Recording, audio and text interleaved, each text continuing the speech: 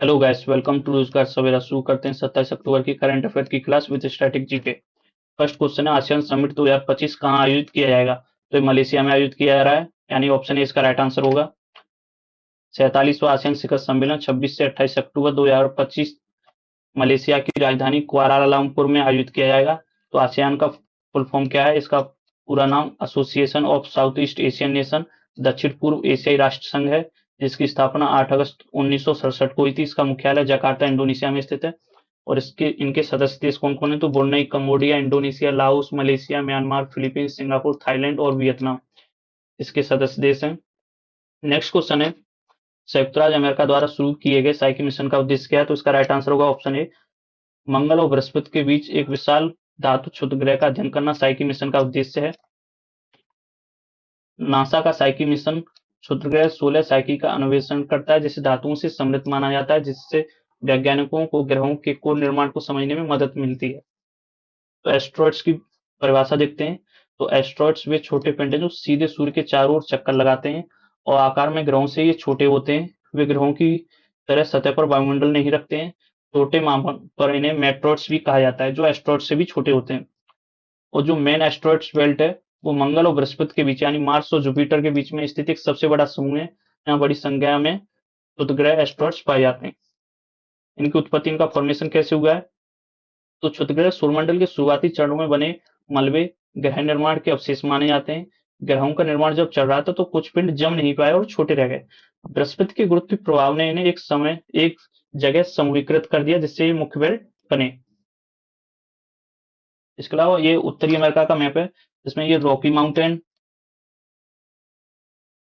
है, जो कि उत्तरी अमेरिका का एक प्रमुख पर्वत है। और ये गल्फ ऑफ अमेरिका दिखाई दे रहा है, जिसका पहले नाम गल्फ ऑफ मैक्सिको था। ये विश्व की सबसे बड़ी गल्फ है। उत्तरी अमेरिका में घास के मैदान को प्रेरी घास के मैदान पाए जाते हैं यहाँ पे। और ये एक पर्वत दिखाई दे रहा है, सियरा नेवादा, जो कि उत्तरी अमेरिका का एकमात्र ब्लॉक पर्वत का उदाहरण है।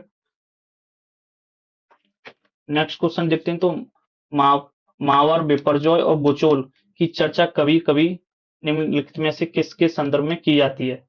तो ये चक्रवातों के नाम है। चक्रवातों के संदर्भ में इनकी चर्चा की जाती है। ये विश्व मौसम विज्ञान संगठन के उत्तरी भारतीय और प्रशांत महासागरों के लिए क्षेत्रीय नामकरण प्रणाली के अंतर्गत निर्धारित उष्णकटिबंधीय चक्रवातों के नाम हैं। तो विश्व मौसम विज्ञान संगठन के बारे में जानते हैं। इसका पूरा नाम वर्ल्ड मेट्रोलॉजिकल ऑर्गेनाइजेशन है। इसकी स्थापना 23 मार्च 1950 को हुई थी। इसका हेडक्वार्टर जिनेवा, स्विट्जरलैंड में स्थित है। यह संयुक्त राष्ट्र का एक अंतर्राष्ट्रीय विशेषज्ञ एजेंसी है। और विश्व मौसम विज्ञान दिवस कब मनाया जाता है? तो 23 मार्च को मनाया जाता है। और 23 मार्च को इसके अलावा शहीद दिवस भी मनाया जाता है, जो कि भगत सिंह, सुखदेव और राजगुरु की याद में मनाया जाता है। 23 मार्च को शहीद दिवस। और एक शहीद दिवस 30 मार्च को भी मनाया जाता है, जो कि गांधी जी की याद में मनाया जाता है। नेक्स्ट क्वेश्चन है, हाल ही में भारतीय वायुसेना ने एक्सरसाइज ओशन स्काई 2025 में भाग लेकर इतिहास रच दिया। यह अभ्यास किस देश द्वारा आयोजित किया गया है? तो स्पेन द्वारा आयोजित किया जा रहा है यह अभ्यास। इसके बारे में जानते हैं। तो भारतीय वायुसेना ने एक्सरसाइज ओशन स्काई 2025 में भाग लेकर इतिहास रच दिया है। यह एक उच्च तीव्रता वाला बहुराष्ट्रीय हवाई युद्ध अभ्यास है, जिसकी मेजबानी स्पेन करता है। यह पहली बार है जब किसी गैर नाटो राष्ट्र ने इस अभ्यास में भाग लिया है। तो याद रखना है, इसमें नाटो राष्ट्र यानी कि नाटो नेशन ही भाग लेते थे, लेकिन भारत नाटो का सदस्य नहीं है। तो पहली बार हो रहा है जब किसी गैर नाटो राष्ट्र ने इस अभ्यास में भाग लिया है। स्पेन, जिसकी राजधानी मैड्रिड है, करेंसी इनकी यूरो है। और यहाँ की जो मुख्य पर्वत श्रृंखला है वो पायरेनीज पर्वत श्रृंखला है, जो कि स्पेन और फ्रांस के बीच में सीमा का निर्धारण भी करती है। पायरेनीज पर्वत श्रृंखला यहाँ पे स्थित है। इसके अलावा स्पेन से कुछ क्वेश्चन भी पूछे जाते हैं, जैसे कि स्पेन किस प्रायद्वीप में स्थित है? स्पेन किस महाद्वीप में स्थित है? तो स्पेन आइबेरियन प्रायद्वीप में स्थित है और यूरोप महाद्वीप में स्थित है। और स्पेन और फ्रांस के बीच में ये बे ऑफ बिस्के यानी बिस्के की खाड़ी भी पाई जाती है। और यहाँ पे स्टेट ऑफ जिब्राल्टर स्थित है, जो कि यूरोप को अफ्रीका से अलग करती है एवं भूमध्य सागर को अटलांटिक महासागर से जोड़ती है। State of Gibraltar. Next question है, भारतीय मूल के किस व्यक्ति को गूगल क्लाउड का नया मुख्य उत्पाद अधिकारी नियुक्त किया गया है? तो ये कार्तिक नारायण को नियुक्त किया गया है, यानी कि ऑप्शन डी इसका राइट आंसर होगा। 23 अक्टूबर 2025 को कार्तिक नारायण को गूगल क्लाउड का नया मुख्य उत्पाद अधिकारी सीपीओ नियुक्त किया गया है। इस भूमिका में वह गूगल क्लाउड के सभी उत्पाद विकास और रणनीति की देखरेख करेंगे। तो गूगल क्लाउड क्या है? गूगल क्लाउड, पहले जैसे गूगल क्लाउड प्लेटफॉर्म या जीसीपी कहा जाता था। यह गूगल कंपनी का एक क्लाउड कंप्यूटिंग प्लेटफॉर्म है। यह डेवलपर्स, बिजनेस और संस्थाओं को इंटरनेट के माध्यम से कंप्यूटिंग संसाधन, storage, database, AI, machine learning जैसी सेवाएं प्रदान करता है। गूगल के बारे में विस्तार से जानते हैं, तो गूगल की स्थापना 4 सितंबर 1998 को हुई थी और इसके संस्थापक कौन थे? तो लैरी पेज और सर्गेई ब्रिन इसके संस्थापक थे। गूगल क्या क्या सेवाएं देता है? तो गूगल का एक गूगल सर्च है जो कि विश्व का सबसे बड़ा सर्च इंजन है। इसके अलावा यूट्यूब, जिसका 2006 में गूगल ने अधिग्रहित किया था। एंड्रॉइड ओएस, जो कि गूगल का मोबाइल ऑपरेटिंग सिस्टम है। जीमेल, जो कि 1 अप्रैल 2004 को लॉन्च किया गया। गूगल मैप्स, जो कि 2005 से शुरू किया गया। गूगल क्रोम, जो कि 2008 में लॉन्च किया गया। और गूगल ड्राइव, जो कि 2012 में लॉन्च किया गया। इसके अलावा गूगल की स्थापना कहाँ पे हुई थी? स्टैनफोर्ड विश्वविद्यालय, कैलिफोर्निया, यूएसए में इसकी स्थापना हुई थी। और गूगल का प्रारंभिक नाम क्या था? गूगल का जो शुरुआत का नाम है बैकरब था। बाद में इसे बदलकर गूगल किया गया। और वर्तमान में इसका मुख्यालय कहाँ है? तो वर्तमान में इसका मुख्यालय माउंटेन व्यू, कैलिफोर्निया, यूएसए में स्थित है। गूगल की पेरेंट कंपनी के बारे में जानते हैं, तो 2015 में गूगल ने खुद को पुनर्गठित किया और एक नई पेरेंट कंपनी अल्फाबेट बनाई। अल्फाबेट के सीईओ सुंदर पिचाई हैं वर्तमान में। सुंदर पिचाई, जो कि मूल रूप से भारत के तमिलनाडु राज्य से संबंधित हैं, इनकी वर्तमान में अमेरिकी सिटीजन है। 2015 में ये गूगल के सीईओ बने और 2019 में ये अल्फाबेट के सीईओ बने सुंदर पिचाई। नेक्स्ट क्वेश्चन है, केंद्र सरकार ने किस उम्र के स्कूली बच्चों के लिए नो डिटेंशन पॉलिसी को समाप्त कर दिया है? तो इसका राइट आंसर होगा ऑप्शन सी, क्लास 5 to 8। इसकी पृष्ठभूमि यानी बैकग्राउंड के बारे में जानते हैं, तो नो डिटेंशन पॉलिसी का प्रावधान शिक्षा का अधिकार, राइट टू एजुकेशन अधिनियम 2009 के अंतर्गत लागू किया गया था। इस नीति के अनुसार कक्षा 1 से 8 तक के किसी भी छात्र को फेल नहीं किया जा सकता। सभी छात्रों को स्वचालित रूप से अगली कक्षा में प्रमोट किया जाता था। इसका उद्देश्य बच्चों को ड्रॉप आउट दर घटाना और शिक्षा के अधिकार को सशक्त बनाना था। तो इसमें क्या समस्या आ रही थी?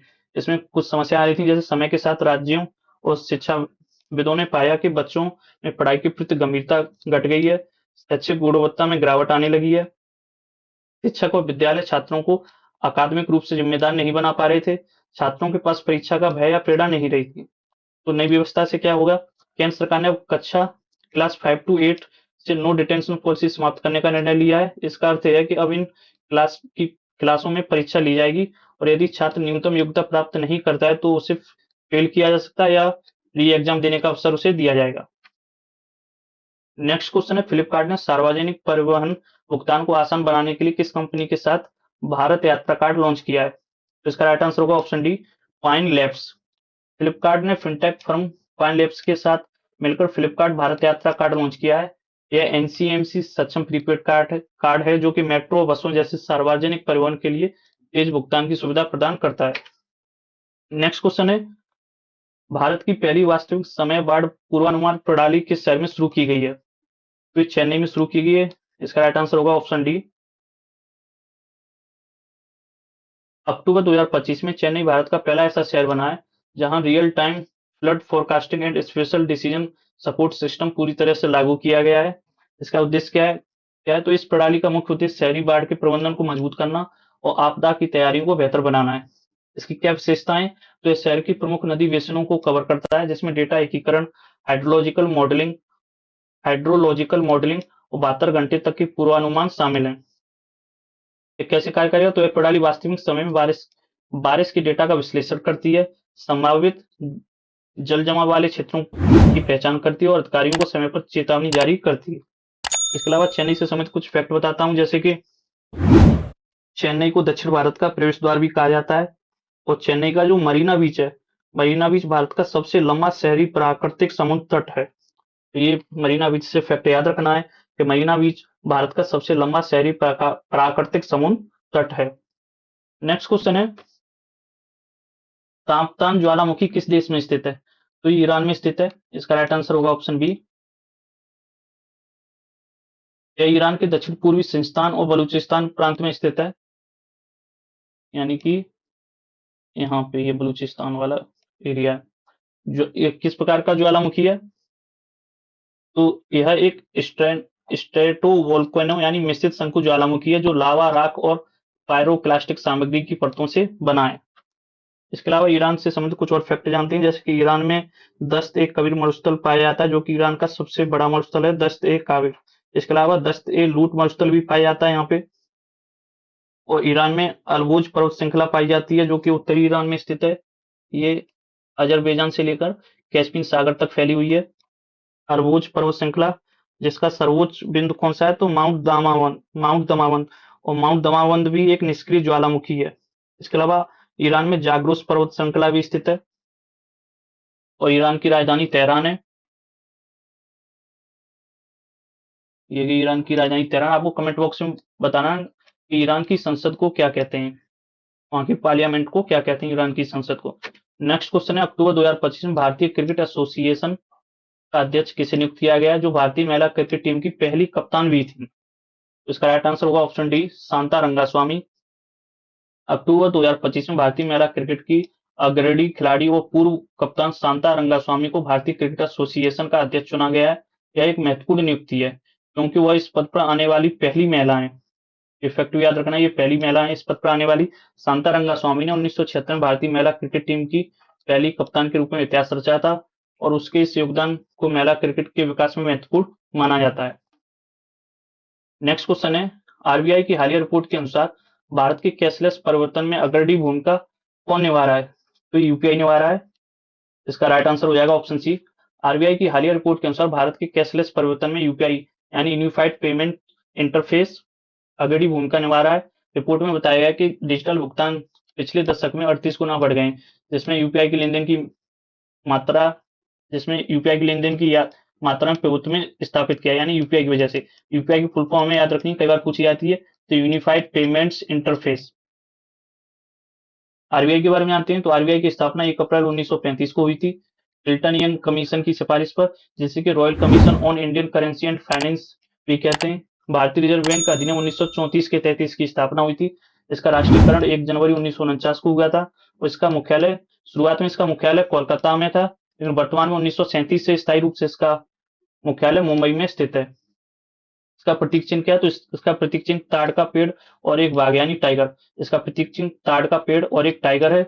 इसके पहले गवर्नर सर ओसबॉर्न स्मिथ थे, और पहले भारतीय गवर्नर सीडी देशमुख थे। और वर्तमान में भारतीय गवर्नर इसके संजय मल्होत्रा हैं, जो कि इसके 26वें गवर्नर हैं। इससे पहले संजय मल्होत्रा से पहले इसके गवर्नर शक्तिकांत दास थे। तो ये वीडियो आपको अच्छा लगा हो तो लाइक शेयर और सब्सक्राइब जरूर करें। Thanks for watching.